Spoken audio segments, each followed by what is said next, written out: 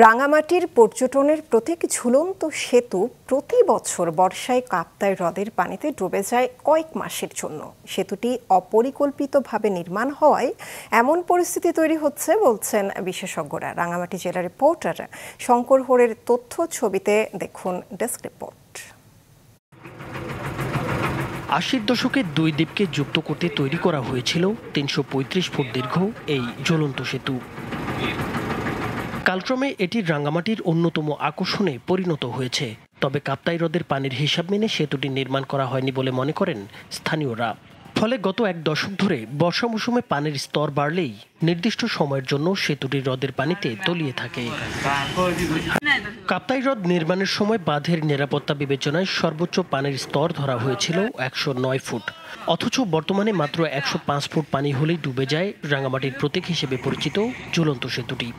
সেতু নির্মাণে rule curve না মানার কারণেই প্রতি বছর এমন পরিস্থিতি তৈরি হচ্ছে বলে মনে করছেন বিশেষজ্ঞরা। এতে একদিকে পর্যটকরা হতাশ হয়ে ফিরে যাচ্ছেন, অন্যদিকে ক্ষতির মুখে পড়ছেন স্থানীয় ব্যবসায়ীরা। আমরা ঢাকা থেকে বেড়াতে এসেছি, তো রাঙামাটি শহরের অন্যতম প্রধান আকর্ষণ ট্যুরিজমের জন্য, পর্যটনের জন্য, সেটি হচ্ছে ঝুলন্ত ব্রিজ। তো আমরাও এই ঝুলন্ত ব্রিজ দেখার জন্য এসেছিলাম, কিন্তু এসে দেখলাম যে এটা পানির নিচে। তো স্বভাবতই ইচ্ছে ছিল হয়তো ব্রিজে উঠা, ওই পারে যাওয়া, সেটি আর সম্ভব হয়নি। পর্যটকরা এখন আসতেছে না, যার কারণে কিছু দেখার নেই, তার কারণে অর্থনৈতিকভাবে অনেক ব্যবসা লসের দিকে যাচ্ছে। আমরা বসে আছি। এদিকে দাবি উঠেছে, ঝুলন্ত সেতুটি অন্তত ৫ ফুট উঁচু করা হলে আর ডুবে যাওয়ার শঙ্কা থাকবে না। বর্তমানে সেতুটি নির্মিত হয়েছে ১০৫ ফুট লেভেলে। বিশেষজ্ঞদের মতে মূল কাঠামো অক্ষুণ্ণ রেখেই সেতুটি উঁচু করা সম্ভব। আমি একজন সিভিল ইঞ্জিনিয়ার হিসেবে বলতে পারি এই সেতুটা আরো উঁচু করা সম্ভব। যেহেতু রাঙ্গামাটি একসময় এই ঝুলন্ত সেতুর জন্যই সারা বাংলাদেশে পরিচিত, কাজে এই সেতুকে ভেঙে অন্য কোনো নতুন সেতু করার পক্ষে আমি নই।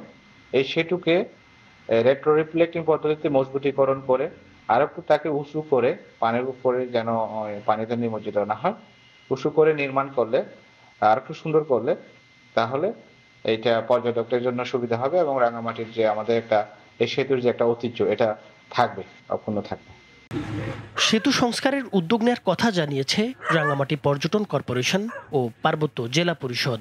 পর্যটন কর্তৃপক্ষ এই বিষয়ে একটি দেওলিতার পার্বত্য চূড়ান উন্নয়ন বোর্ডকে দিয়েছে একটা আধুনিক ঝুলন্ত সেতু নির্মাণের জন্য। এই বিষয়টি যদি পার্বত্য চট্টগ্রাম উন্নয়ন বোর্ড যদি প্রকল্প হিসেবে গ্রহণ করে, তাহলে আমরা আরেকটি আধুনিক নতুন ব্রিজ পাবো বলে আশা রাখি। আমাদের মন্ত্রণালয়ের সঙ্গে আলাপ করব।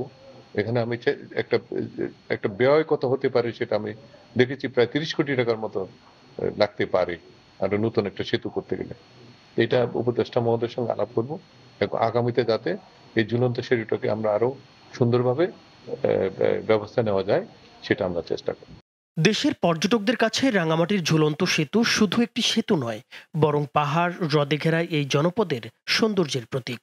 সময় মতো সংস্কার হলে আবারও নতুন রূপে ফিরে আসবে রাঙ্গামাটির এই পরিচিত আইকন। নাইমুর হোসেন, মাছরাঙ্গা, নিউজ শো।